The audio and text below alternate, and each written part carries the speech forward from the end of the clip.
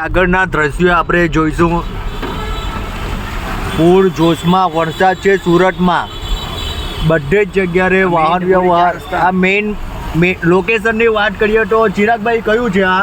હાલમાં આપણે ડભોલી 4 રસ્તાની આગળ જઈ રહ્યા છીએ કટાર ગામ તરફ. હા, અને અહીંયા લડાઈ પણ ચાલી રહી છે પૂર જોશમાં વરસાદને લઈને જ.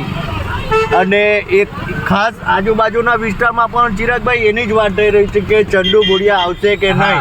આજનો સૌથી મોટો સિંગળપણ અને ડભોલીનો પ્રશ્ન એ છે કે વરસાદ બંધ થાય કે ન થાય, પણ ચંદુ બોડિયા આવશે કે નહીં, એમ તો આજનો મોટો પ્રશ્ન છે. જે આગળ ટેમ્પો જાય છે એના માટે મંડપને પાણીથી બચાવવા માટેનું જ બધું સાધનની વોટરપ્રૂફ મંડપ બનાવવા માટેનો સામાન જઈ રહ્યો છે. હા, તો જોઈ રહ્યા છો કે ચંદુ બોડિયાને લઈને કેટલો ઉત્સાહ છે.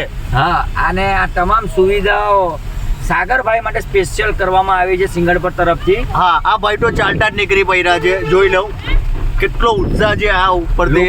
ચંદુ બોડિયાને જોવા માટે રસ્તે લાઈન પર લાઈન લાગી છે, લોકો ચાલતા જઈ રહ્યા છે.